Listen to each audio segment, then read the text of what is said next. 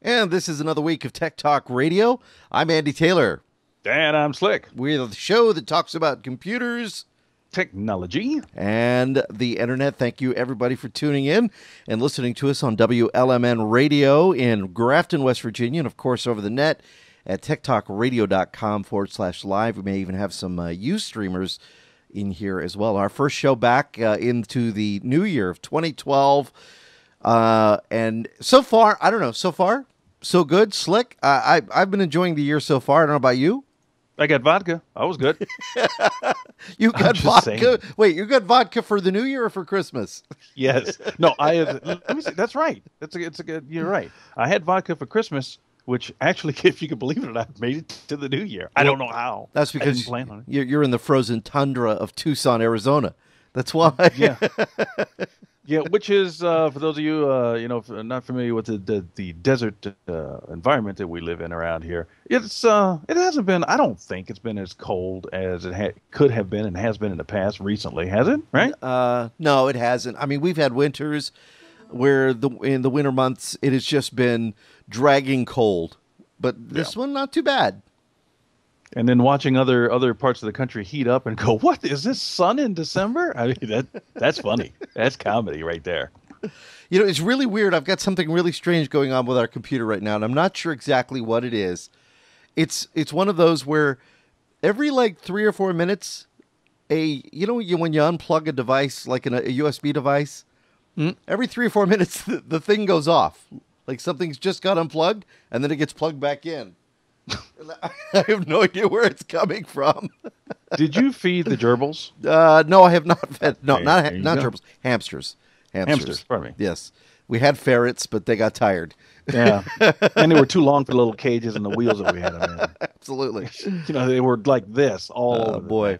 Normally at this time of year too, we would be in here complaining about how tired we were because we just traipsed all the way back from Las Vegas. We did not attend the Consumer Electronics Show this year. I know, Slick, you were trying last minute to get a ride to Las Vegas to go check out all the gadgets and the gear, but you were not able to get a ride. I felt real bad about that, too. Yeah, don't get me started. Actually, let me get started because I have to exercise this demon. I really do. All right, get it out. We have a mutual friend whose name will Michael Swanson. Yeah, exactly. Begins with M. Is that the one? Is that the one? Maybe it's not. No, actually, it is the guy. All right. It is the guy. He kind of broke my heart. I hope we're still friends, but he really broke my heart. Here's the short story. Right. I was able to get press passes, and I was able to get a place to stay in Las Vegas. So Mike and I were chatting one day, and he said, I'm going to CES. I was like, really? He said, yeah. He said, and I believe, as I remember it, he said, well, you want to ride it with me? I said, yes. So I've been in contact with him, and I guess some things have been going on in his life, maybe possibly personal. I know some professional things have been going on. Yeah. So I've been in touch with him the week before CES, and I got short messages back from him, like, I'll be in touch. And I'm like, okay, I get it. Something's going on. So I checked with him. You were like the kid in the store saying, Dad, can I have this? Dad, can I have this? I was trying not to be. I was trying to be the guy who's just going, I'm just letting you know I'm still over here. I'm waiting. I'm back here in the corner. I'm just hanging out. Right. So I think the last time I reached out to him was like on a Friday. And I knew Saturday he does his radio show, so I left him alone on Saturday. Nice. So then Sunday comes and I'm going, you know what, Sunday, I'll send him another message just to see where things are because Tuesday is official opening day for CES. Most people go up on Sunday to go see CES unveiled. Yeah. Yeah. So then, I'm checking out my Facebook posts, and all of a sudden in my feed, one of his pops up. And he goes, arrived in Vegas. I'm like, what? Oh, ouch. Arrived in Vegas. Oh. Because he posted a picture of the bag and the gear that you get from when you arrive and register. And when you're a media person, they take care of you. Like, okay. Did it look? Right. Well, let me ask you though. I mean, did it look like as good as the bags we've received over the years? I think the best one was the Toshiba bag. Yeah, wait a minute. Hang on, everybody. I think I've do you have one of them? I think I got both of them. Believe it or not. Well, the worst one we got. Listen to me say the worst one, but it was the orange one. You remember the orange one? I don't think I kept the orange one. It's like orange and black. They give you, for those that are listening onto the radio and you're not watching the video stream, it is a it's a backpack basically, and it's covered with logos and everything. And when you check in with the Consumer Electronics Association booth, they have media booths for checking in. They give you a bunch of swag. They give you, these bags, and inside the bags is all the press kits for some of the companies that have chosen to pay to be in that bag. But the bags are kind of cool. Now, you've got one there with you right now. I got both. The 2 times we did go. We got back now. Because I don't remember getting the orange one. Maybe you went without me and got the orange one, you think? Yeah, actually we did. Remember the first year? That's right. It was me and Randy and Carol went, and I think they gave us each the orange bags that year. So that was why you don't have the orange one. So if you remember, so I can pick them up in order, which ones did we get after that? The one immediately after that? Blue, which I thought was my favorite. That was the Toshiba bag. And then was it? Okay, hang on. Because I think they both have. No, this is this one. It's the blue bag, the blue backpack. There you go. That's my favorite. And it unzips, and it came in 2 parts, and it's neat. Right? He's showing it to the camera right now. It did come in 2 parts, didn't it? Yeah. Yeah. I'm missing the second part. I wonder what I did with There was a part you could like just kind of put books in, but it's really to carry all your stuff. Now, see, look what this tells you how old that bag is, because look what was being promoted on the top. Toshiba's HD DVD. Where is that now? Oh, boy. Let me give you a better shot of that for those watching on the video stream. There you go. HD DVD. Not good. And then the year 2008 was when we went. Yep. Which, if I look on the bags, they have the date, so that way I could have pulled them up by calendar too. Yeah. Wasn't it just months after that? Was it months after that Toshiba said we're pulling the plug on HD DVD? Yeah. It was funny. We were like, really? Wow. We just saw the okay. Yeah, because they had great booths set up. They had a couple of like really good booths set up where you could check out HD DVD, and I thought, you know what, this is kind of cool. Maybe this will be something worth checking out. But go ahead. If you think about it today, consoles have been able to exist without that platform. Sony does well, and one of the big selling points for the Sony PS3 has always been, well, it's got Blu-ray, but you go out and buy a Blu-ray. They had Blu-ray players during the holidays going for $60. Yep. So you get to that point, you say, well, is it really that important to have it in a console system? Xbox 360 has not put them in their systems yet. It still just plays, and forgive me, I'm just not a fan of Microsoft's Xbox platform, but they give you what you need to play the game and watch a movie if you have to. Yeah, when the 2 formats were out side by side, I leaned towards the Blu-ray because overall, and when it came down to the specs, I looked at it, I was more fond of the 25 gigabytes per disc, 50 gigabytes per dual layered disc when it comes to Blu-ray.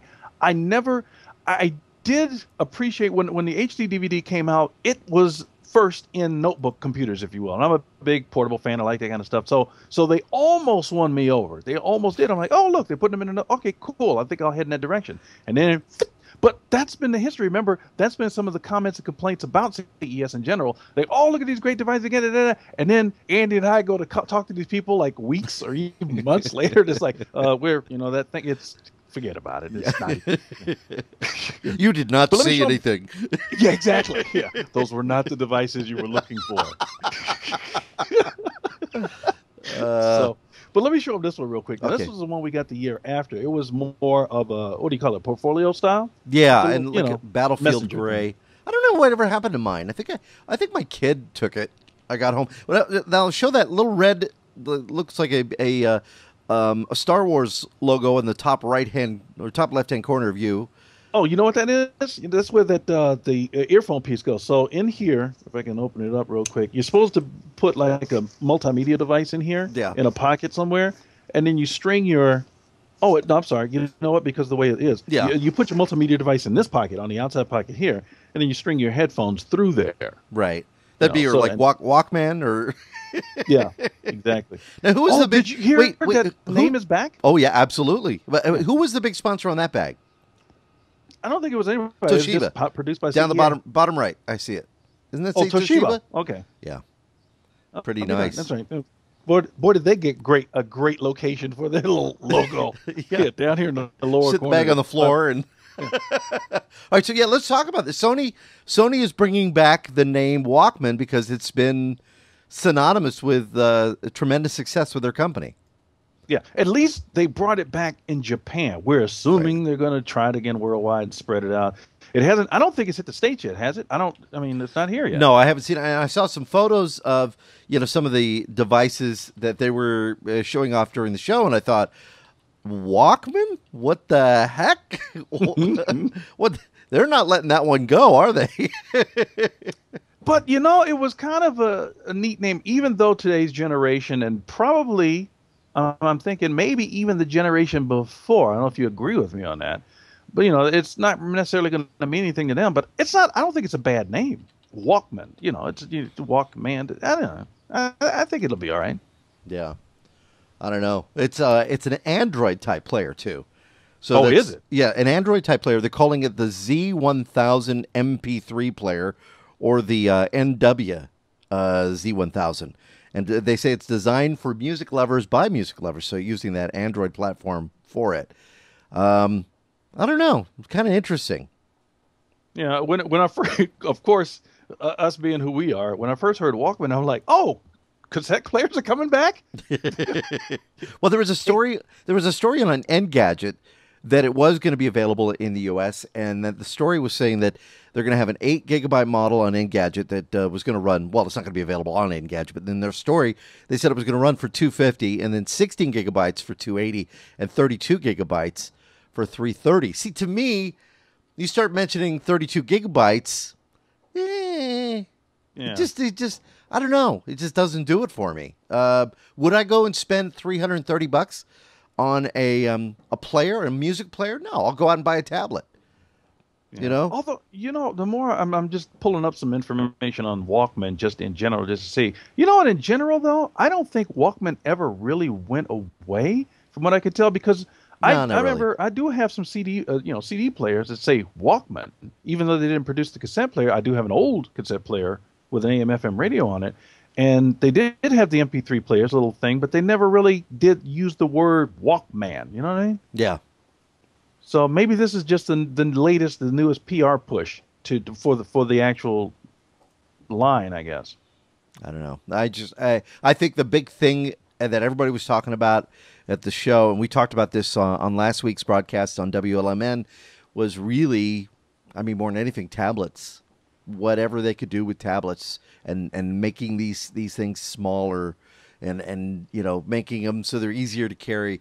But the whole thing is, I think most consumers you're making it smaller, but how are we on battery life? Where are we going with that? And Andy and I chatted a little bit about this just before we started the show about tablet stuff, because my comment was, every year there's always some keyword thing that they're kind of pushing. And one year, if I'm doing this in the proper order, one year was netbooks, and then after netbooks, even last year it was tablets. Yeah, it was. Well, the word that they're using, it's tablets again this year, but in addition to that, it's ultrabooks, which maybe we'll get into later. But back to tablets, I don't think. It seemed like they, netbook fizzle, tablet kind of fizzle. iPad still the king out there, and then others also trying to be also rans, but it didn't take. I don't think it took the people to heart. It was the thing to have and the thing to buy and sell and maybe give as a gift. But I don't think mobile phones. I think were still the king, if you ask me. Yeah. Well, you know what? Here's the thing. I think the CES show in general, which ended officially yesterday, to me is kind of like retail sales for this holiday season. And Slick, you were the one that coined it. Exactly. You said exactly how it was going to be. He's taking the credit. Right. He's taking the official credit for that. You had said, and I remember correctly, we were talking about the retail sales and how Black Friday came along. Even some stores were even doing some sales a couple of days before Black Friday. And you said, listen, what they're doing is they're throwing everything into Black Friday. Consumers are going out there. I think we saw more consumer response to Black Friday than we had in a couple of years. So I think analysts were excited, thinking this means that people are taking that income that they've been holding on to and they're spending for the holidays. But you said maybe they are, but they're buying stuff for themselves. They're not buying stuff. Traditionally Black Friday had always been what? A gift buying time. Is where you go out and you buy a gift for somebody and you get a great deal, whether you're a parent buying a TV for your kids or, a console or video games or a stereo. But instead, people are buying stuff for themselves. Yeah. Yeah, and I did see a couple of things. I don't know, it was just things just didn't seem to totally add up for me this year for the whole holiday Christmas shopping buying season. One of them was, the economy is not great. And we've been in a tough spot with the economy for quite a while. So I was looking for signs of people, I've got money to spend, and not only am I willing to spend it on myself, but I'm willing to spend it on others. And I just didn't get that feeling this year. I know people are going to spend money, they're going to spend it on other people, but I had a feeling there was going to be buyer's remorse, and sure enough in the news stories, people were buying stuff and then taking it back. Yeah, and they were taking it back within a week.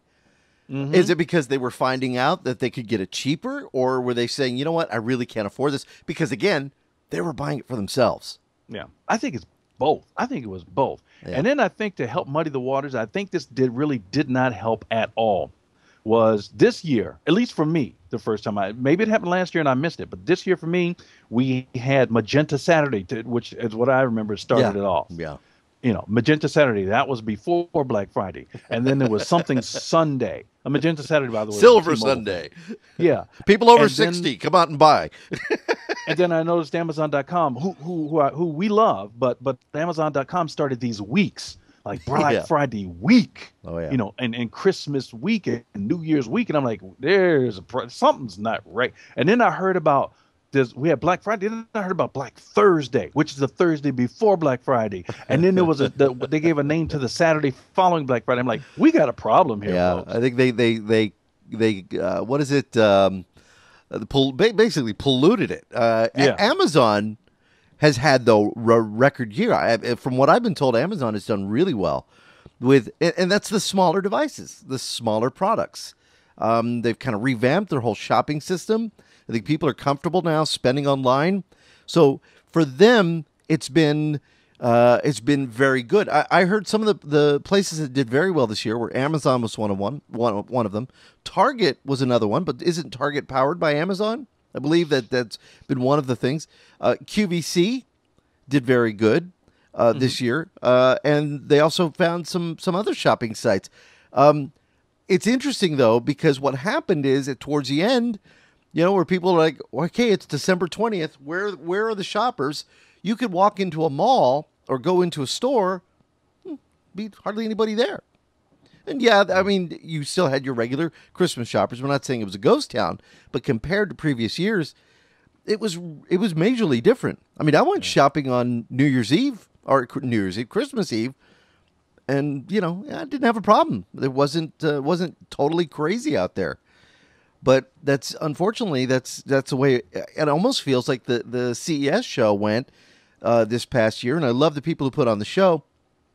But it was almost like the first couple of days, Monday, Tuesday, I heard nobody talking about Ballmer's speech, his keynote, his opening, his kickoff. And I'm okay with that. And here's why.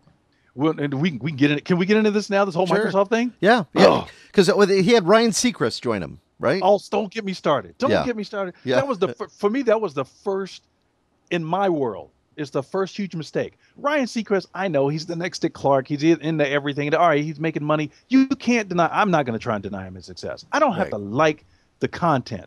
I don't know the man, so I can't make any judgment on the person. I'm not a fan of Ryan Seacrest. I just really don't care. And then to find out he's going to be deeply involved in a high spotlight position with CES, the first thing I'm thinking of is, how does he translate?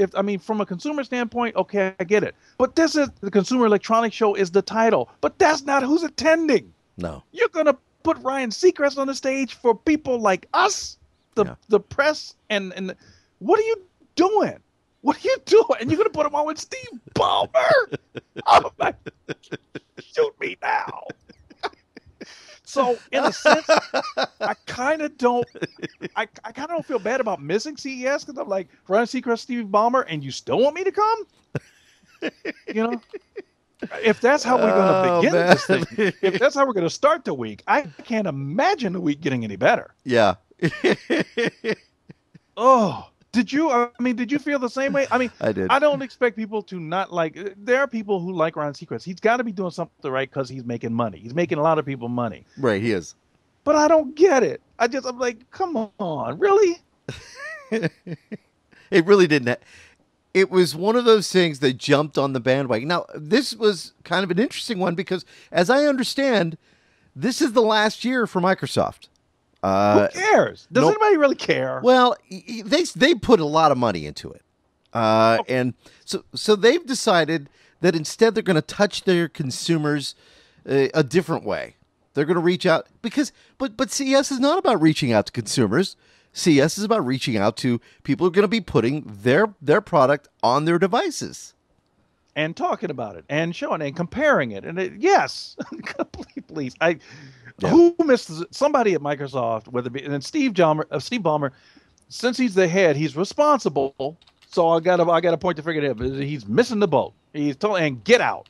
We just can't wait for you to get out. And I think everybody is looking forward to Steve going, okay, here's the keys. I'll see you guys later. Yeah. So I don't know we'll have to see what's going to happen with the show. Will it take a new form for next year? When they look at the numbers from this year, will it be as successful as it has in previous years? What was there really to talk about? And that's one of the things that I found interesting with a memo that went out this past week, I think it was, from Best Buy. And the CEO of Best Buy, I believe his name is Dunn, but he apparently sent out a note saying, listen, this has been kind of lackluster. It wasn't what we expected. And as we look forward, we really don't see a huge interest in some of the products. I mean, there's no real big new product that people are going to say, I got to have it. Yeah. And because of that, we may not be seeing as many people in the stores, or it may affect us. And that has caused a lot of speculation as where is Best Buy going? Will Best Buy be able to survive this next year? We've seen a lot of stores close up and pull all of their operations to an online operation. Is that the direction of Best Buy? It looks like it is, because I just, out of curiosity, put in Best Buy in a search engine and look in the news section of this search engine, and they're talking about shuttering stores. Yeah, similar to what Sears and Kmart has done. Yeah. Yeah. So that may be, maybe closing some stores, But isn't that silly though? I mean, when you think about it, okay, yeah, I think it does make sense on a certain scheme. When you start saying, okay, let's pull back, we're going to close some stores. They're going to be letting some employees go, obviously. And then, that's a reduction in workforce. We've heard those. I hate those. But, consumers want to go out when they finally have the money. They want to go out and they want to physically see a television set. They want to make it as easy as possible. My daughter bought a 42-inch television screen from QVC. Now, here's the deal. We get it home. She takes it out of the box. She hooks it up. Nice thin screen, the whole bit. It's got a dead spot in it. A couple of dead pixels. Mm-hmm. And I'm looking at it going, oh, okay. So here's the problem. If it was a local store where we could drive to, I could take that, put it back in the box, and drive in a car and go get another one. Right? Yeah. It's not as easy when you're. I mean, yeah, they've got great return policies, but it's not as easy when you're buying a television set, from across the country. They don't make it as easy. So that's why I think Best Buy is an important part of the retail experience. Going in and trying it, seeing it, getting your hands on it. Then just looking at pictures. I mean, Intel has tweeted out this morning that. They've got something very cool going on with the Best of CES awards and the new HP Envy what is it? It's not a laptop. It's kind of a what are they calling it? The HP Ultrabook, which I want to get into in a little bit. The NV14 Spectre has won one of the Best of CES. And I guess it includes an Intel processor and Gorilla Glass and the whole bit. The thing is, this is another one that people are going to want to put their hands on. I don't know about you. That's the way I am. Yeah. Well, now to jump back to Best Buy real quick, here's something that's concerned me about Best Buy for a while. Nothing major, but now I think it's time that they really take a serious look at this. Only because of the economy and they're having financial problems and all that kind of stuff. When I think of Best Buy, and when I go into Best Buy, I see stuff I'd never expected or am kind of confused about when I'm in Best Buy. Appliances. Yeah. Now, I don't know what they're selling. I don't know what the sales are. Maybe they're selling more appliances than anything else. If they were, I assume that we'd have more floor space for the appliances, stuff like that. Yeah. But could things like that be throwing them out of focus? I mean, what if Best Buy got rid of appliances altogether and focused on electronics? When a consumer hears the word electronic and tech, I don't think they think of washers and dryers and refrigerators. I just don't. I don't. Right. Well, they could. Here's the deal. They could get out of that in their retail stores, okay? Mm-hmm. And do it with one of their other stores. They own don't they own a piece of Pacific Bath and appliances and all that? Or even make it I want to get the name right, but they have a separate company that they're a part of, or that maybe they own. I'm not sure, and that's all they do is sell appliances. Yeah. You know, and if selling the amount that you have in the building is a problem, then maybe, as bad as it may sound, I don't want them to do this, but from a business standpoint, maybe you need to shrink the building and your what you keep in it. You want to hear something really crazy? This surprised me even this year when I was thinking about it. When it came to getting a gift for my daughter Destiny, who's 17, we were trying to think where we're going to go, what we're going to get her, that whole bit. I did not step once. And I look, honestly, I'm telling you, I know some people who work at Best Buy. I love some of the people there. And I like the store experience. Sometimes I can go in there and I can spend, 20, 30 minutes in there just walking around.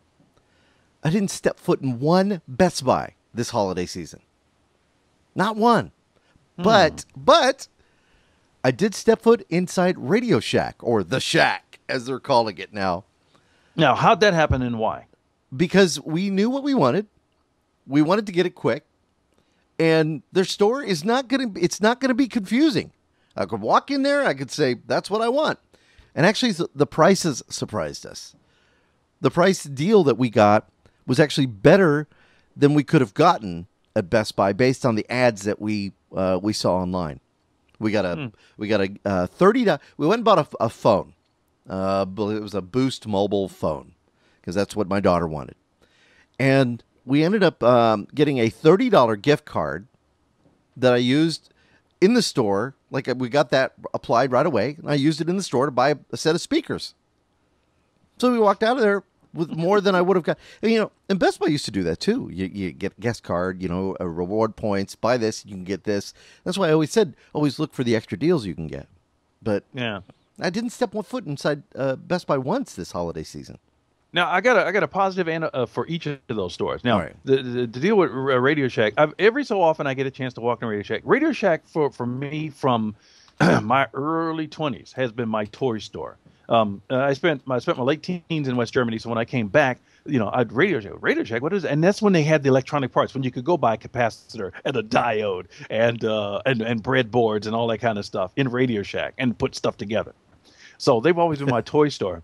But recently, I've been in Radio Shacks, they've caused me to do impulse buying. And there's nothing in the front, it's the stuff in the back. I mean, like a hard drive enclosure was like $15 and it had a fan. I mean, it was really good.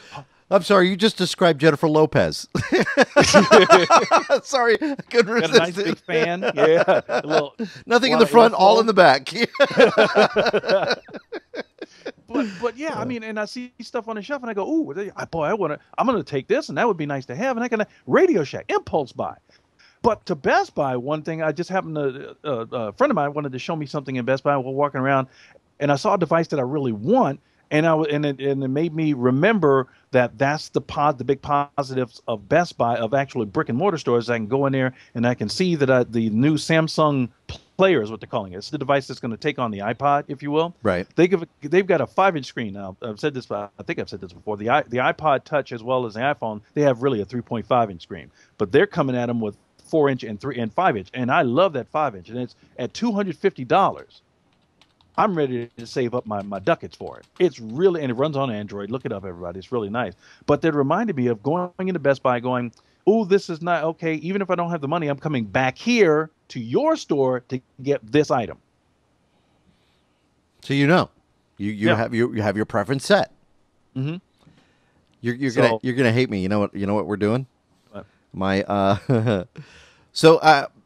I'm a part of another company, and in that company they provide my Samsung Fascinate, which I'm showing up to the screen right now for those that are watching on our live stream that we do on our website at techtalkradio.com. For those listeners at WLMN Radio, you can tune in every Saturday and watch the live video stream where we show products, which is kind of neat. And we can show them to you on the radio, but it's a little more description. But this is my Samsung Fascinate. I like it. It's an Android device. I know, Slick, aren't you familiar with this phone, the Fascinate? A little bit, yeah. I've seen it. I haven't played with it, but yeah, I've seen it. Uses the Verizon network. So my boss, partner or whatever you want to call him, calls me the other day and says to me, "Well, I'm thinking about changing phones out." And I'm like, "Okay, I'll give you back my phone." Because I never got my tablet back. I had a Zoom tablet. Remember he gave me a Zoom tablet? It wasn't your tablet, Andy. Let it go. But he had let me use it. He said, "I'm never going to." That's the problem. He said, let you touch it. Yeah. He said, "I'm never going to use it." And I had it for like 4 months, and I was glory. You know, we would take drives across the country, and or at least to Phoenix, and we would never use the word "never" with Andy. Angry Birds, the whole bit, So I don't know. It was the other day where we were over at his house, and I said to him, "Hey, whatever happened to my tablet?" And he looked at me, and goes, "Well, I traded it in for an iPad 2," and he gave the iPad 2 to his other half. Oh, There you go. Great. So That's what Andrew will do for you. So he tells me, going to be getting the phone back. So I thought, oh crap, He goes, "However, I'm getting us new phones." I go, "Oh, what are we getting?" He goes, "Would you like an iPhone 4S?" So I said, "Sure. Do you really want to do that?" And he says, "Yeah, because Verizon has them now." So he says, I can go ahead and order them. So supposedly they're coming in today. And he started telling me about everything that the iPhone 4S can do. And rather than me say, "Oh, I already know that," I let him get more excited about it. So I'll make sure he buys it. Yeah, there you go. And gets the phone. So we'll see. So I get a chance to try that out. However, I had a friend that had a problem with the 4S this week. Frank, who does the show on KFMA, was on the air I was late for work on Thursday. So I got a chance. When I'm late for work, I get a chance to listen to his show. And he was complaining because his 4S had crashed and all his photos off the cloud were gone. Wow. So, but everybody was telling him that the photos were still inside his phone itself. But nobody could give him a definitive answer. And people were calling up. I was actually listening to the show. People were calling him up, telling him, just hook your phone up to your PC, because he's a PC guy, and you'll be able to see your photos. I'm thinking, I don't know if it works like the Droid. The Droid, you can hook a phone up, or you can take the SD card out.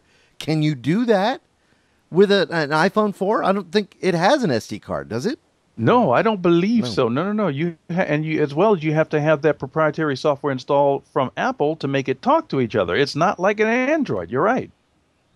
So I'm going to get a chance firsthand to see exactly how that works.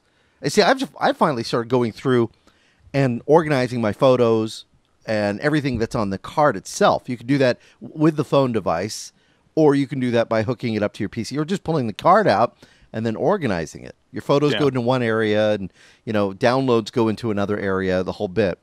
So I'm hoping that I'm going to see him later, so I'm hoping we get it, and I'll be able to talk about it on the Radio Exiles version of Tech Talk Radio, which you can check out at radioexiles.com, or even next week's webcast that we do here. Wait, what? What did you say? Radio Exiles? I didn't ask you. I didn't ask you about that one yet, did I? What are you doing this week, Slick? Well, I made a deal with Brian over at radioexiles.com that we will now be providing a short form. Because that was the main deal. I did not want to do another 1 hour or 2 hour show. I mean, we want to, if anything, we want to expand on WLMN and maybe provide more. As it is, they would like us to start running our best ofs. If you heard, did you hear last week's show? I didn't get a chance to. Which one was it? Last week's show was actually really good. And it's always good because usually it's a show with Wally on it. It comes from our broadcast days. Yeah. And Wally was having problems with something. I remember talking about it. We talked about using a website to get information on big thumbs. So you know what we were talking about there. And then we found out all about some other tech as well. So it's really a good show. And it's been airing all week on WLMN, some of our best ofs. And they did that throughout the holiday season. And I don't know, it's just a lot of fun. So they would like us to start running our retro shows on WLMN. So we have a live show, or the show that we're doing like right now, and then we'll have a retro show on there. Now, the thing is, the retro shows were generally done on a local radio station here in town, so we have to edit out the phone numbers, you know, or sometimes I feel weird because we're talking about XP, or we're talking about Vista, and, you know, sometimes that could be a problem. Well, that's okay because, I mean, we might as well get our XP stuff out of the way before April. Yeah, no, so that's the deadline, isn't it? It's going to be April? Yeah, that's when support for Windows XP is over. And I've been telling people, as soon as Microsoft announced they were no longer updating the networking components, I'm going to guess, early last year, I started telling people, get off of XP. Get off of XP. You know, you're going to be on the internet? Yeah. You're going to connect to a network? Yeah. Get off of XP. But people know it works and it's free and I can't. All right, fine. And now here's another reason to get off of XP. It's not going to be updated. No security updates or anything. Yeah. Yeah. So, I mean, I would rather see people move to Linux and Ubuntu than use Windows XP. I really would. Yeah.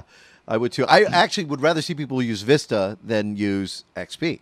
Yep, absolutely. You know. But you're not going to be able to easily find Vista laying around. So yeah, you know. And you know, for those that are running Windows 7, that say, well, gee, you know, I have programs, and this is the case still. They'll say I have programs that will only run under Windows XP. Mm-hmm. For example, the radio station that I work at, our software basically is XP. That's it. And, you know, I'm thinking, okay, well, we have a pretty good IT department that kind of controls, you know, all the updates. They push the updates on certain days. They tell our IT person, what they can get, when they can get it. But they haven't made that move yet. And eventually they're going to have to go to Windows 7, which means for a lot of companies, new PCs, updated PCs, updated memory. Then they got to decide, will their software work in a 64-bit platform, or, you know, that whole bit?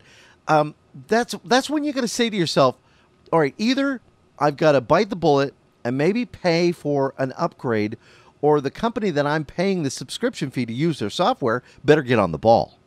Yeah. And the people in charge of these IT departments, it's either going to, you need to go one way or the other. And I know that sometimes you can't do it, but you're going to have to try. Either you're at fault for allowing this madness to happen for as long as you have, and you should be fired. It's either that, this is how I see it. It's either that, or you should go ahead and point the finger and go, I told you so, sing I told you so all day long, and if necessary, get fired. But the CEOs, the CFO, whoever needs to hear, go, I told you so. I'm out of, if I'm out of here, I'm out of here, but it's your fault, not mine. Right. Well, what Gandalf just put a link up in the chat room. We have a chat room that's available. It's at techtalkradio.com/live. You can watch the live video. You watch a recorded video from the previous week, but you'd also chat there during the live show that we do on Saturdays if you've got a comment or a question. And he just put a comment up saying that Windows XP has been extended to 2014. Now, when they say extended, they're talking about extended support, meaning it's paid support.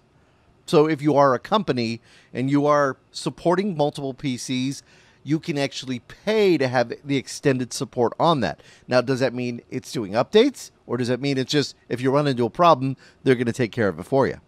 Yeah, thanks, Gandhi. I don't think they're going to be doing. I could be wrong. I got to take another look, but I do not believe they will be updating the operating system beyond April 2012. Now, they may be, like you said, and Gandhi said, paid support through 2014, which makes sense because Microsoft and all these other companies are panicking. I think they just both panicked, and businesses worldwide pressured Microsoft to the 2014 date. I'll bet that's what happened. I have a feeling that when companies make the jump completely to 7, we'll start seeing more software companies that are only writing in XP that are going to make the jump to go to that. However, for those that are running Windows 7, they got to remember they can download Windows XP Service Pack 3. Now, it's only if you're running Professional or Ultimate. But you can download Service Pack 3 for absolutely free from Microsoft and run a virtual Windows XP machine.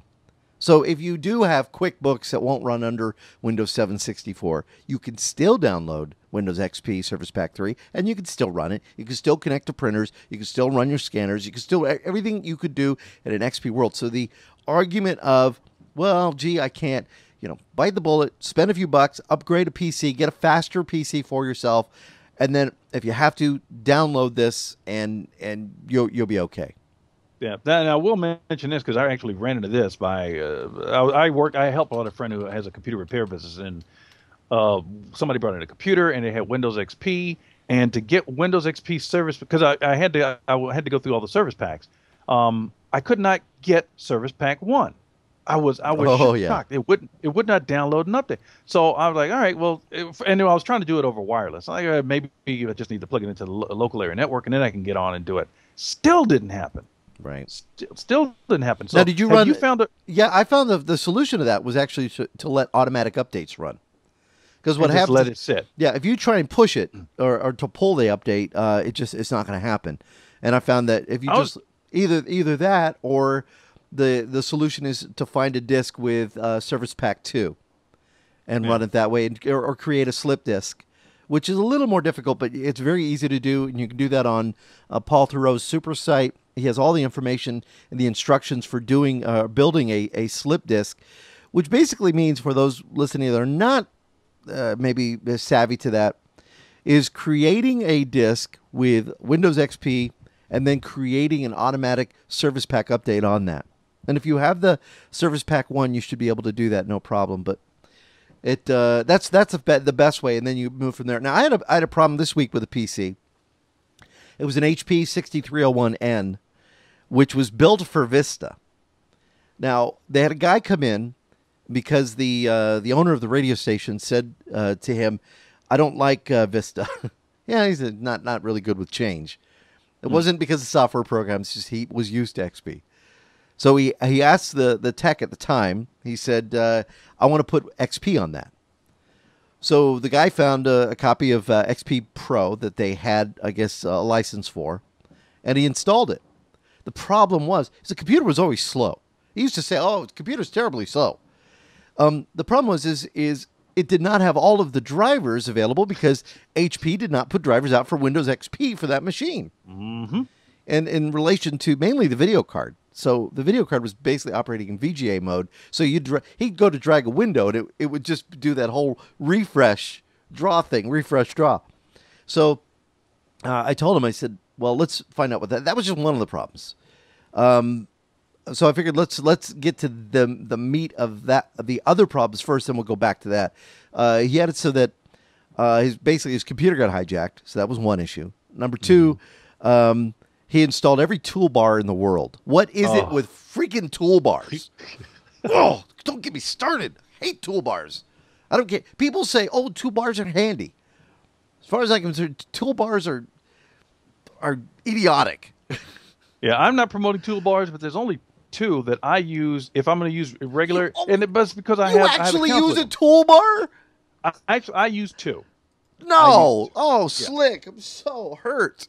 and it also depends on which browser I'm using. Now, because if I'm using Internet Explorer, if I'm on a machine, I'm using Internet Explorer, and no other browsers are installed, I feel the need for me to use Google Toolbar and Yahoo Toolbar because I need constant access to those accounts. That's why. But you can't just easily go to the browser and click. It's like MS Config, Slick. It's like I can. You could. It's like MSConfig. You know, you have the people who you look at their file and they're running QuickTime Task, they're running Yahoo Messenger, they're running MSN Messenger, they're running all of this stuff on startup because they say it's faster. It's not faster. Yeah, it's faster for me productivity wise, and I'll tell you why. If I'm on a machine and I'm using just Internet Explorer, because I'm multitasking. I'm a multitasking madman when it comes to the internet. I have, let's say, at least 3 windows open with at least 4 or 5 tabs in each window. That's how I roll on the internet. That's how you roll. Yeah. Now, on my computer, I'm using 4 or 5 different browsers at the same time with multiple windows. In that case, I generally don't need the toolbar. No. So I don't know. I'll tell you what, when I install a new system, I tell the customer what I'm doing. But if I'm building a PC for somebody, I go in there, I strip the toolbars, I get rid of I clean out the MSConfig to just the necessary items, and you got to be careful if you're messing around in there. But just the necessary startup items, and it's amazing how often you go to somebody and you look and you see all of that stuff loading up. And they say, I don't know why my computer's not as fast as possible. But the situation with this PC. Though the other issue they were having, Slick, and I thought this was kind of interesting, is they would go to click and download something in Internet Explorer, and they couldn't. It wouldn't let them download. And I had the same problem with this PC years ago, and I ended up, the only way I fixed it was restoring or completely reinstalling Windows. Mm-hmm. It wouldn't let him go to Chrome to download Chrome. Wouldn't let him do pretty much anything. So he just decided, he said, you know what, do what you need to do to the system. Well, I had a copy of System Mechanics, so I went ahead and tried that because we couldn't download anything to give it a shot. We couldn't download, like I said, Chrome to install and download another program to fix it. Couldn't let us do Windows updates. He had Surface Pack 3 on there. So we started going backwards, trying to see if we could get it to clear up, and it couldn't clear up. And because our problems all started around the same day. And it turned out he had some corruption on his drive. And System Mechanic, great program, went in, found a lot of the issues, but still didn't fix the issue of the downloads. Again, it did let us finally go on to Internet Explorer. Wouldn't let us do the updates, but it did fix something like 1,100 registry problems, fixed some other issues. And I'm not a big fan of registry fixers, but it was pretty hosed over the last 3 years. Mm-hmm. So I went onto Microsoft's website, and I found a program, and he actually it's called Fix It, and it's Microsoft Fix It. It's in beta. Well, I don't know if it's in beta. It's actually they're using it as an online service in a lot of instances. So if you go to Microsoft support and you're targeting an issue or something like that, they'll offer you the Fix It service where you download the file, let the file run, and it'll instead of you having to do all the stuff they're telling you to do in the article, it'll do it for you. Well, this said beta, and I downloaded it. Oh, did it? Yeah, and once I downloaded it. And it allowed me to download it. Once I did, it gave me options to fix. I could fix the browser. I could fix video. I could fix audio. I could fix the recycle bit. I mean, all of these items to fix in there. And it went through, and believe it or not, it took care of it all. It fixed everything. All of the little problems we were having. The only one we still had wasn't allow us to do a Windows update. And that was in the net framework. But until we decide to go to Windows 7, which is where I'm pushing him to go, telling him how much faster his computer will be, because it was built for Vista, so 7 should run a little better on that. It took care of that problem of downloading. See, that's really interesting to me because I've been using some of their other beta software to fix boot issues as well as malware, Trojans, and viruses, and that's been working fine for me. But I didn't know that Fix It. There it is, Fix It Center Online beta. I'm gonna have to try this. Yeah, I would recommend it. It's pretty neat. Now, Gandalf is saying Mr. Fix It by Microsoft is no longer in beta, so fixitcenter.support.microsoft.com. I recommend this, and it's about time they had something like this, than over some of the other programs. This is cool. Now, I love this. One of the other issues with this HP machine that was running XP, and I wanted to fix this other issue, and very simple, is find out if the manufacturer makes a driver for XP, rather than using the HP site for trying to get the drivers, because the HP site, all it had for XP was the I believe it's what is it, that program that allows you to write onto a DVD? Is it Lights? I want to call LightScribe. Yeah, Something that's like it. that. Yeah.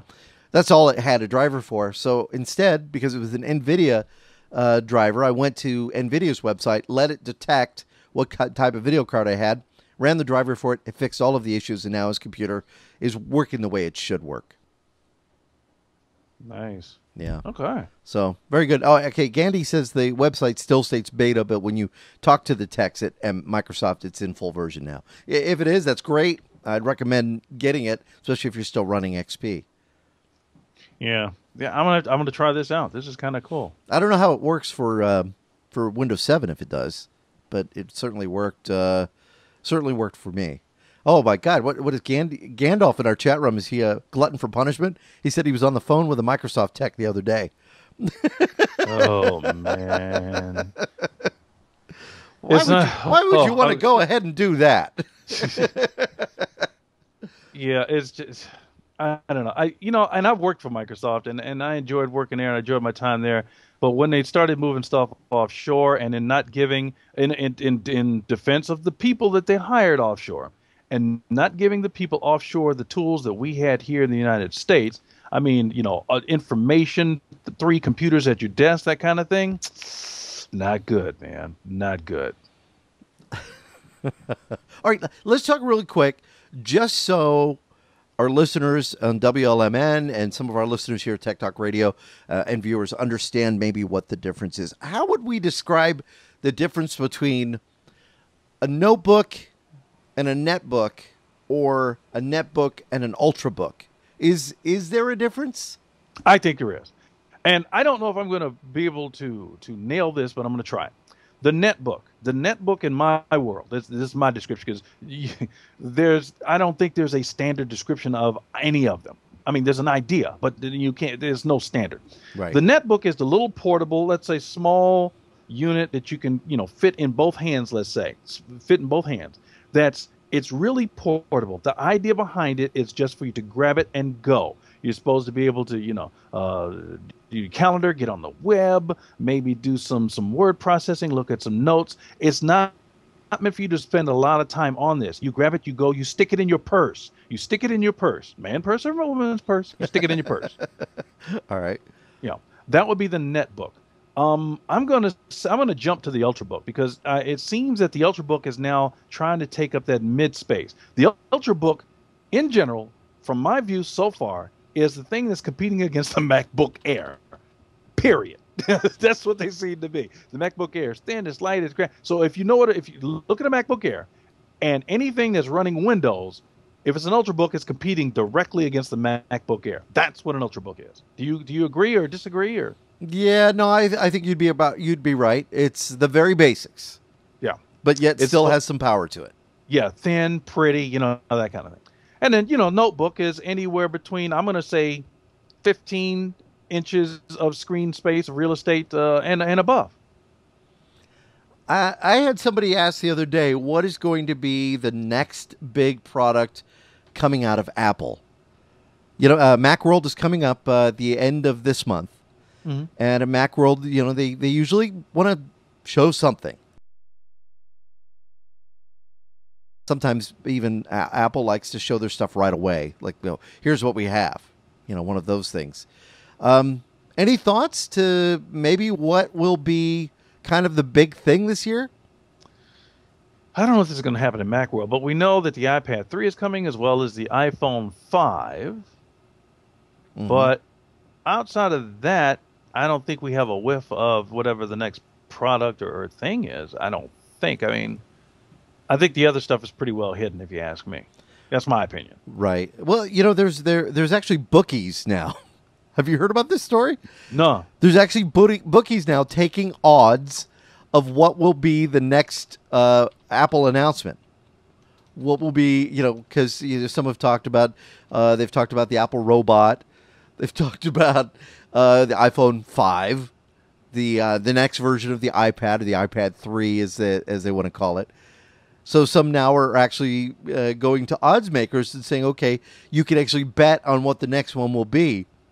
Doesn't seem fair, especially if you worked for Apple. Matter of fact, okay, here's the rundown. It's from Paddy Power. They're a betting company, apparently. And I'm hoping that we're allowed to talk about this on the air. Sometimes you talk about this stuff and you say you're not allowed to talk about this. The odds are 1 to 6 that they'll be talking about electronic digital textbooks as far as the next big announcements. 6 to 1 on iPad Lite. 9 to 1 on iPad 3. 14 to 1 on return of the iMac desktop. 16 to 1 and a new Apple television set. Not just, Apple TV, but a television set. 20 to 1 on an iPhone 5 and 40 to 1 odds on the Apple robot teacher. Okay. I do have a prediction. Now that I had a moment to think about this, I do have a prediction. Okay. Because of the success that Google TV has not had in the past, and what seems to be a resurgence, a re-envision, if you will, visioning, right, of Google TV 2.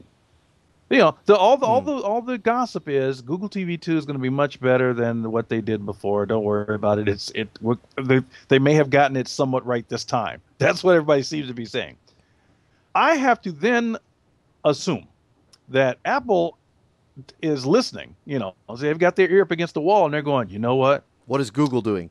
Yeah, whatever Google is doing, we got to do. We got it. We can't let them leapfrog us. Whatever it is, we got Apple TV out there, and even though, it's not an ultimate, super duper device, it's people like it, and we've been selling it, and it's respected. We got to stay respected. So whatever Google TV 2 is, we got to be better still. That's my take. Well, you may be right. I got a Google TV, right? No. What happened? Well, it worked a very strange way, and I talked about this on last week's show. But so for you, I will share this with you. My neighbors are in their mid, maybe early to mid 80s when it comes to age, and they're very nice people. And the other day, they walked in while I was doing a show here in the garage studio of the Taylor Mansion, and said, could I go over there and fix their computer? Yeah, sure. I'll be over in a little bit. I get over there, and the system was hosed. They had lost a DLL that would run in startup, and so she said she had no photos, nothing on there that needed to be saved. So we basically restored, put a new, fresh install from their. It was on their Dell notebook. So we got it restored. Took a couple hours going back and forth, doing all the updates, got everything the way she wanted it. And she said, and they told me they wanted to pay me, and I didn't want to take any money, but, because they're my neighbors. You don't do that to neighbors, but they insisted. So I said, okay, well, I'll cut you a deal then if you insist. This is what it would be. And it was really low. And, of course, they paid me double that. But the thing is, just before I left, Slick, she said, we have something we want you to have. And she reaches into the closet, and they pull this box down, and I see on the box, it says Google TV. And I'm thinking, what's in this box? She says, we got this with our TV, and we don't know what it is. We don't want to use it. We have no need for it. And I said, I can't take that. That's actually pretty valuable. And they said, we'll never use it. It's going to sit here in the box, so take it. So you didn't have to tell me twice. Yeah. You really don't want it? Okay, fine. So it's a Sony. It went with their Sony television. They got a Bravia. It's a Sony Google TV device. And I don't know. It looks kind of neat. It's like a set-top box, except it's shaped a little differently. But it has Blu-ray on it, regular DVD, and then the connection to the net. Has a LAN connector and Wi-Fi in it as well. Oh, wait. Are we talking about a drive when you say Blu-ray DVD? Blu-ray, yeah, it has it can play Blu-rays inside of it. So it has an actual physical drive inside. Yeah, the drive. Yeah, yeah, yeah. So they would never watch Blu-rays. they would never get online. So, of course, as soon as I came home, I went ahead and hooked it up. And I sat down with it, and it's got this nice little controller that has a keypad on it and, controls. You can pair it to your television, the whole bit. And I was thoroughly disappointed with it. I just was like, oh, this is like, you can't get any programming. There was nothing available. Everything I had to pay. I had to pay for everything through Amazon. And I was like, frankly, oh, this is awful. I could go to Google Chrome, pull up our website, get on Facebook, but I could do that in the bedroom, right in front of my computer. Right. I go to Netflix. I don't like Netflix streaming. I leave that to the daughters, right? Mm-hmm. So I just said, I was kind of disappointed with it. Apps wise, there were some apps because it has an app. An app, so it's powered by obviously Google. But they didn't have Angry Birds in there. I couldn't play Angry Birds. Oh, God, here we go. Come on, people with the birds. I gotta play the birds. Everybody's got to play the birds. You still haven't gotten me, folks. You give me a Google device, I expect the birds. You know what? I feel like that guy. What's that movie? That old movie, Body Snatchers or whatever it was. Yeah. With where everybody falls asleep and then their body gets taken over by the aliens. Right. I feel like what's the actor's name? You know what I'm talking about. He was in Donald movie Sutherland. MASH. Donald yeah, Sutherland. I feel like Donald Sutherland, like the last guy that didn't fall asleep. Everybody's gonna point to you and say, "Yeah, exactly." And I want to start screaming again. I was disappointed. So the next day, okay. Here's the other thing: if you want to integrate your television set, there's no coax on it, obviously. So if you want to integrate your television set, the way you do it, there is an HDMI in. That's all you get. Well, the cable box I had in the front room was basically just a basic box. No, not really even a box. It's a little thing. There's only coax out. It's basically a digital converter. So I decided to go to the cable company, and I told them, I said, listen, I want a box with HDMI out. How much more is it going to cost me? All right. If I get the DVR on it, it's like an extra like $15-20. If I get the basic, it's $8 a month. So that, I can eat $8 a month, right? Yeah. So I take my new equipment home because I want to get the most out of this. I want to try it. So bring the equipment home and hook it up, take that HDMI connection out of the box, plug it into the Google TV HDMI out. And suddenly now, number one, it's nice because suddenly now I'm getting, HD signal on that television, which I haven't, and it's capable of HD signal. Mm. But then the integration with Google TV from my television, because I heard a lot of people have said, I'm just getting rid of cable altogether. I have high-speed internet. I'll just watch stuff on Google TV, but they've been disappointed because they said there wasn't enough programming. The way it integrates with your television, though, that's where I found this benefit. Because I logged in with my Xfinity account, it set up the TV. I can, I can find the guide very easily now. I can decide what I want to watch online. It'll even tell me what shows are on now. And I can say, oh, I want to see that show based on a representation. And I can watch free movies through Crackle. I don't know if you're familiar with Crackle. Yeah. But I had never heard of them before that. I was watching, but wow. Within a half an hour, I was watching Night of the Living Dead, the remake, that Tom Savini directed. And it was like, this is actually pretty cool. At this point, I was sold. So I've been enjoying it. I don't spend too much time in the front room, but it's nice that it's there. All right, let me cut to the chase. Are you going to keep this thing? Of course. Oh, okay. All right. Well, you wanted it? You wanted it? Well, I was getting a little excited because you were sounding so disappointed. I'm like, yes. That's right. Hate it to death. Well, maybe we'll have to get you one. We'll have to see if we can get you one so you can see, because you don't have cable there, right? Or do you? Right. Because you just described the situation I'm at. I'm staying at a friend's house, and in his house, he didn't see the need for cable TV or any. I mean, really, all of our content is consumed off the net. We have cable internet service, and that is it. And if you notice, for those of you who watch this program regularly on our website at TechtalkRadio.com, for the last 6 months, there's been a bunk bed. I've been in a bunk bed. Well, I've actually moved now. I'm in a different room where there's still a bunk bed in case, I want to have some lady come sleep over sometime. You know what I'm saying? I'm just saying she can be on top. That's all I'm saying. So, and in this room, in the other room, there was an analog TV up in the corner, right? And again, there's no television service. And again, I say analog television. So you follow me with that? Right. Okay. In this room, I do have a flat screen, widescreen TV up here, which you can't see. Okay. So, and since it's flat screen, widescreen, it's got a digital tuner. I've got to get some rabbit ears. It's got all the connections. It's got the RCA, got the HDMI, got all that stuff. Right. So all I need is the stuff to hook to it to work. For example, in storage, I've got a DVD player. I don't have a DVD player here. So I'll get the DVD player out of storage, hook it up, and I can watch DVDs. From the internet, I can literally plug the TV into one of my notebook computers and stream from the internet through, the notebook up to the television now. Right. What else could I do? With the rabbit ears, I can pick up the television so I can catch the Big Bang Theory now.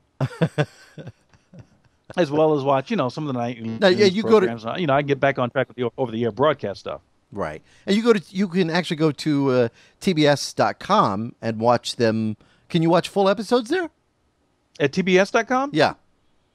I don't think so. I have to check now that they've had some time on TBS. But remember, the episodes were fully available through cbs.com first. Right. Oh, that's and I don't true, think they were available through any other service. Maybe Netflix, but I don't think they were available through any other service. Well, see, here's where you will get upset when it comes to the Google TV is that ABC, NBC, and CBS all blocked it because they said people are going to be watching our content on those devices, and they, for some reason, didn't want to have anything to do with that. So even Hulu, I guess, was blocked on Google TV, and I don't know if it still is, but I know I wasn't able to go on Google TV to ABC.com and watch the content, which doesn't make sense to me, but it wouldn't let me watch the content. Then I have a solution for ABC, NBC, and CBS. I won't watch your content. How's that? I'll watch other stuff. Well, that's the funny thing about it is I wanted to watch Big Bang Theory episodes, couldn't watch it, but I could watch it on TBS or TNT. So I don't know. You should still be able to watch it on CBS.com as well, somehow. But I guess over the PC, maybe not over the TV. It doesn't make sense. Yeah. They're still trying to split that. They're still trying to understand it, I think. And as a consumer, we don't care. If I can do it on the computer, I want to be able to do it on my PC if I want. It's just a set-top box. While you were explaining the Google TV, I got a chance to go to the website and look at what you were talking about. So if anybody's interested, is Google exact page I'm on is the get link at the top. So it's google.com/tv/get.html.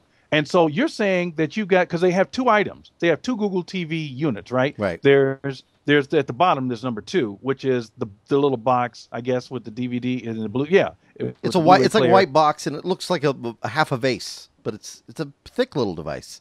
It's not small. Got a wireless keyboard, two different types of wireless keyboards, a little small one and then the regular keyboard, right? Yeah. And the Logitech Review. But then at the top, the main item that they're pushing right now, I think this is what you're describing. It's the Sony Internet TV, flat screen thing, right? Yeah. That's what your neighbors gave you? That's what my neighbors gave me. I want to live with you, Andy. Why don't you give me a room? So I can get stuff too. It's funny because she was trying to play her poker on Facebook. The woman is on Facebook. And she was trying, she's not one of my friends, but she's on Facebook. And she was trying to play poker, and they called me to go over there and see if I could take a look at something else because she wasn't able to play. And it turns out it was just a Flash issue. She didn't have Flash installed. One thing, I didn't think they would use Flash, but she does for her poker game. So we get that installed. And they asked me, they said, "How do you like that thing?" And I said, I love it. I said, I'm totally overjoyed. I said, I didn't like it at first, but it gave me a couple days, and now I'm really loving it. And I said, it's so, and I was afraid to talk about how good it is. Yeah, because you don't want it back. That's like going to your wife's ex and saying how great she is. Yeah, and then the ex goes, yeah, maybe I should have kept it. And I actually told him, I said, listen, if you guys ever want it back, let me know. But they're not. At least I don't think so. I did notice on the Google TV website, though, down at the bottom of the features page, it says enhanced integration with Dish Network. I know you don't have Dish. I'm just saying it. No. Yeah. They do. DVR, yeah. They have it. They have Dish, which is kind of surprised me, but works great with Comcast or Xfinity. I'm happy with it. So I don't know. And the thing is, I noticed you had sent me a note just a few days before I got this thing saying you wanted to look at Google TV, and I felt really bad when it suddenly just fell on my lap. I thought, well, thank you. Somebody's watching out for me. But I thought, and nobody tell Slick. But you had asked for the Logitech one.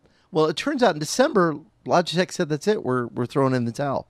Yeah, and that's why I thought we could maybe even get one, because if they're throwing in the towel, I'm sure they have a few boxes laying around that they wouldn't mind throwing our way. Yeah, well, I don't know. It's really difficult to get demo stuff from companies to go through and do review products unless you're at CES, because around CES they take everything with them. As a matter of fact, that was the other thing, because they were telling me, "Hey, you coming to CES?" Yeah, I'm coming. I told all these companies they were expecting me. They all want us to go to their suites and their parties and the whole thing. Yeah. Yes, I'm coming. I'll let you know when I get there. And they were like, they said, and I kept hearing this constantly. I kept trying to tell them, Andy. They said, "And we'll have stuff for you when you get here." Like, please don't. Please send it to me now. Send it to me now, because dragging all this stuff back from Las Vegas. I mean, it'd be different when Ford gave us the what was it? It was the Ford Flex. When they gave us the Ford Flex, we had transportation. We could go in. It was, nice, large vehicle. We could stuff stuff in it and bring it back. Please send it before we go. That was pretty awesome, wasn't it? Yeah, man. That was pretty cool. We even shot a little video on that. I don't know if that's up on the website, but that was a lot of fun. Actually, I have the unedited version of that video, which is great because it's got you and Carol dancing out in front of a McDonald's, which I think is worth checking out just for that. I don't know. Where'd you go, Slick? My phone was ringing and I didn't want it to annoy everybody. That's Suddenly he disappeared from my camera. But yeah, it has you and dancing out in front of the McDonald's that we stopped at Wickenburg, which we saw the strange alien people at. And I mean that there was a woman with a beard and a guy with bright red hair and black eyebrows that were super thick and bushy. It looked like some experiment had gone wrong out there. or relatives of mine. Yeah, that was really a wild trip. But no, I mean, all right. So I wanted to mention this too. As far as not going to CES, the only one I wanted to go is I really wanted to see Bruce. I talked to Bruce Haber a few weeks ago about some of the cool things they're doing at SteelSeries, and really wanted to go hang out with them, but we'll have to plan that for another time during the year. All right, so I just received this email from International CES, and I don't know if they're listening to the show, but it says the 2012 International CES, they're saying, was the largest event in its 44-year history. I'm looking at that press release. Go ahead, continue. Record number of more than 3,100 exhibitors across the largest show floor in history. They had one, let's see, 860, here it goes, 861 million net square feet of exhibit space, and drawing a record of more than 153,000 attendees. We'll see now. They throw these numbers out now, and the press release, by the way, I don't know what you're looking at. My press release is dated January the 12th. The 12th is Thursday. And the thing runs through Friday, so I just want to put that footnote in there. Go ahead. All right, they said more than 34,000 international attendees, more than 20,000 new products launched at 2012 CES, which also featured top executives, they're saying, from Qualcomm, Mercedes, Walmart, Ford, Verizon. And they said it's currently reviewing requests for 2013 CES keynotes and will be making announcements in the coming months. And, of course, in the next couple of weeks, we'll probably see, and I'm hoping he comes through town, Jim Barry from the Consumer Electronics Association, as he usually does a tour afterwards to talk about the show and some of the cool things that were shown at the show. So we'll see if we can get him in here. But the next event, they say, is going to be February 22nd through the 23rd in New York at the Digital Music Forum East. Now, listen, I want you to reply to the email and let them know that we're available for the keynote next year. Just to remind them. They won't even ask me back. Remember, I was a MC a couple of years. I think the last one, I was half asleep, and I haven't been invited back yet. That was actually a pretty fun one. Yeah. Anyway, good times at CES. Love CES. All right. So next I week, would tell everybody I don't care about Hawaii. I don't care about Disneyland. I do care about CES. That's really the only place I ever want to go every year. We will have to put some money aside and next year go. It's just an expensive trek. I know that our friend Steve over at the Tech Buzz, same situation this year. Yeah. It would have cost about $2,000 to $3,000 to go, and just decided going to have to sit this one out. And we'll have to see what happens with next year. I'm really wondering, with Microsoft not being a huge part of it, who will fill that void? Will Intel pick up the slack? Will Apple come in, even though Apple's Mac world is now separate from it? what will happen there. Also, the AVNs were also changed this year too. Yeah, and sure enough, well, I got because I don't say no to people. Yeah. I get invited to almost everywhere, and sure enough, got invited to CES, got invited to AVN. Yeah. But like you said, they split it up, and I was telling them, I said, well, the way you split it up, I mean, I'd have to be at CES and then come back to Tucson where we're at, and then turn around and then go back to Las Vegas for AVN. It was easier for me when you had AVN and CES at the same time, because then I could just go to different venues. And I don't, but they're still asking me, you coming? Yeah. Well, I have to see. And honestly, if I had the funds, I would love to go to Macworld. That would be a good one to go to. That would be, because we don't do a lot with Mac, so we're like the perfect people for them to reel in, so we could, get other people, if you will, to try to convert to Mac. Yeah. Well, we'll have to see what happens. All right, so next week on the show, we'll talk more about some of the... we'll probably talk a little more about some of the announcements that have come out of that, some of the cool products, everything. And I hated to use the saying, because I remember it being used a few years ago, thin is in, but that seems to be the direction that a lot of the companies went with its flat-screen TVs, with its phones, with its... Ultrabooks, even with its PCs. We talked about Vizio getting into the PC market. Trying to see if we can get our hands on one of their systems so we can just see how good it is, and if it's worth checking out. Here we go again. Yeah. Raven says, "Slick, you are dead to me now," in our chat room. Why? I don't know. What did you do? What did you do to her? I don't know. It's the usual flirting. What did I say this time? Did you make a comment about Disneyland? Oh, that's right, because you said you wouldn't go to Disneyland. You'd want to go to CES. Oh. All right. Let me restate this. Let me rephrase this. Yes. I would go to Disneyland with Raven. There you go. All right. Okay. But otherwise, I don't have any interest. How's that, baby? Is that better? Still love me? Still love you? And we're still trying to get Raven to send us a photo of her on our Tech Talk Radio shirt. I actually mailed her the Tech Talk Radio shirt. Gave her 2 sizes, sent her a shirt from the show Outsourced. That's a collectible shirt. I hope she understands that. Got her the thing for her cat, that with the catnip, and of course sent her verbatim drive that was pretty amazing. 60, I think, was it 64 gigabyte, that verbatim USB 3.0? No, it was, oh my God, I'll have to edit that. That's Kingston. And sent her the Kingston USB 3.0 drive. So there, oops. Yes. Anyway, she says she has pictures. Yes, it was a 64 gigabyte drive from Kingston. And she has, she did a blog, a cat blog. And she said she's going to post it later. Maybe she'll have pictures for us. Nice. I'm going to put her on our front page. Well, our hit count will go up. I'm wondering if we should just go ahead and make it the official Tech Cat. I like that idea. The Tech Cat? Yeah, the Tech Cat. Tech Cat review. Oh, I'm into that. I like that. Yeah, it'll be the first cat review on our site. Tech Talk Radio's official Tech Cat. Hi, I'm the Tech Cat. Perfect. I'm into it. All right. Well, that'll be it for us for this week. Again, be sure to tune in if you're into the short form broadcast.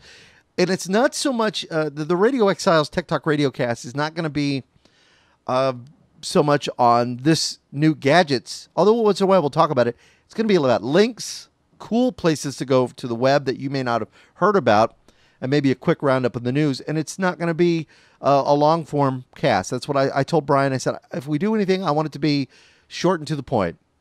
So we're looking we have lives. Yeah. Yes. So we're looking at like 15 to 20 minute web podcasts. And if it's successful, because we're going to start it on a Thursday, it may turn into a daily feature. So that's kind of what I'm looking at, because every day there's new links, or at least maybe a couple times a week. But right now it'll just be on Thursdays at radioexiles.com. And then when you check that out, they'll have a link for that too. And we'll have, Slick, when you're available to do it, I asked Raven the other night, because we had a friend of mine that was in Vegas that was supposedly going to go check out some of the things, couldn't call. And so suddenly I was like, who am I going to get? So I tried you. You were asleep. I tried Justin. He was getting ready to go to sleep.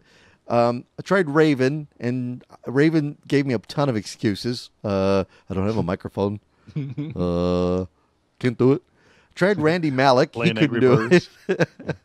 I thought, I'm not going to just sit here and talk to myself on a Radio Exiles cast, so we'll wait. So it'll be this coming Thursday that we'll do it. We even have a press release on it on our website at techtalkradio.com. So it should be some good stuff. We are expanding. The empire is expanding. Growing. All right, so in the meantime, have yourselves a great week from Tech Talk Radio. I'm Andy Taylor. I'm Slick. All right, we'll talk to you real soon. Thanks, everybody, for being in the chat room, too.